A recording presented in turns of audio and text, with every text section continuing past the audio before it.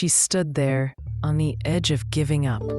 All her hard work, all her hope, it seemed to mean nothing. Day 29, just one day away from a miracle, and she was ready to throw it all away. This is the story of a woman named Maya. Maya had a dream. It wasn't a loud, flashy dream. It was a quiet one. A dream of creating something beautiful with her own two hands. You see, Maya was a potter. She loved the feel of cool, wet clay. She loved the spin of the wheel, the gentle hum it made. In her small garage, she would spend hours trying to shape lumps of earth into something magical. But for Maya, the clay never quite listened. Her cups were a little crooked. Her vases were a little wobbly.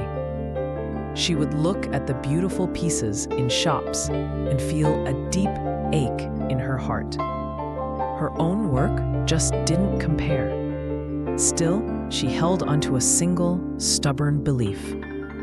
A belief that somewhere inside her, there was an artist waiting to be found. So she made a promise to herself. A brave and maybe a little crazy promise. She decided that for 30 days, she would create one pot every single day. No excuses. No matter how tired she was. No matter how bad the result was. For 30 days, she would show up. The first week was exciting. It was a new adventure. Each day she approached the wheel with hope. But the results were messy. A bowl collapsed. A mug handle broke. But she just cleaned up the clay and told herself, tomorrow will be better. The second week was harder. Her back ached from leaning over. Her hands were dry and cracked. The self-doubt started to whisper, who do you think you are? You're not a real artist. She started to see the pile of her imperfect pots in the corner. They felt like a monument to her failure. By the third week, the struggle was real. It felt like a chore. Some days, she would just sit and stare at the spinning wheel, her mind blank. She was running out of ideas, running out of patience. The 30-day goal that once felt so exciting now felt like a prison sentence. And then came day 29. That evening, Maya walked into her garage feeling completely empty. The air was cold. The bag of clay sat there, looking more like a burden than a possibility. She had a terrible day at her day job. She was tired.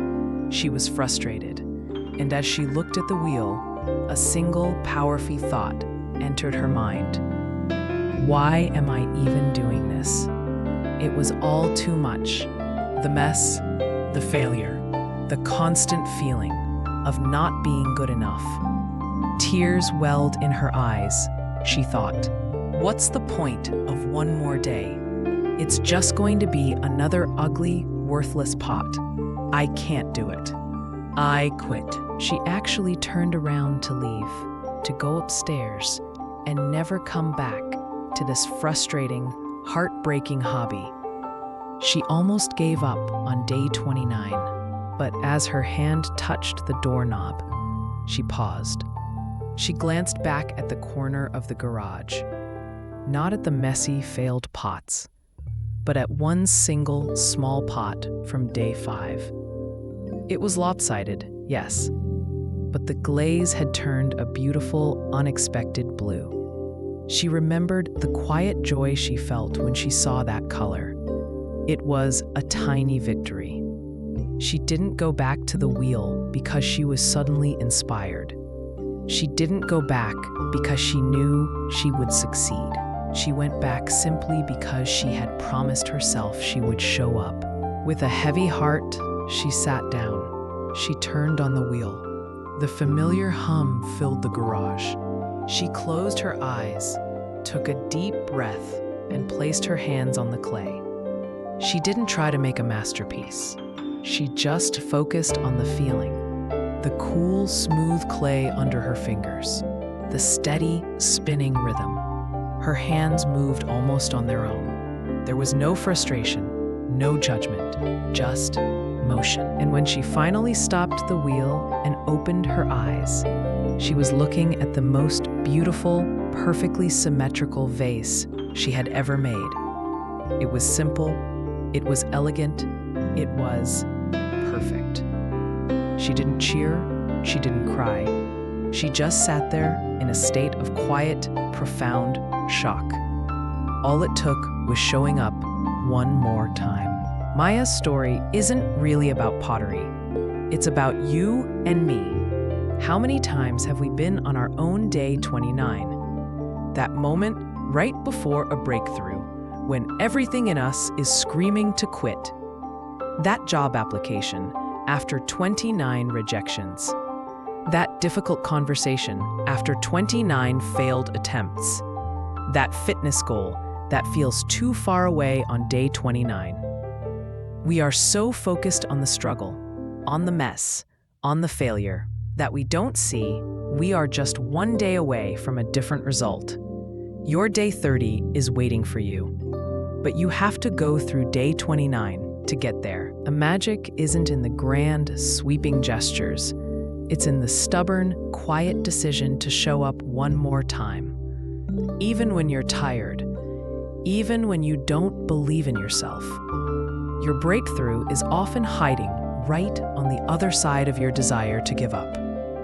So if you're listening to this, and you're on your own day 29, I need you to hear this. Don't you dare quit. Not now. Not when you are this close.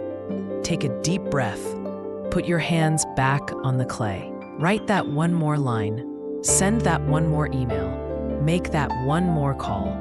Show up for yourself one more time. Because the most beautiful victories are often born from the days we almost walked away. What is something you're working on that feels like a day 29 struggle?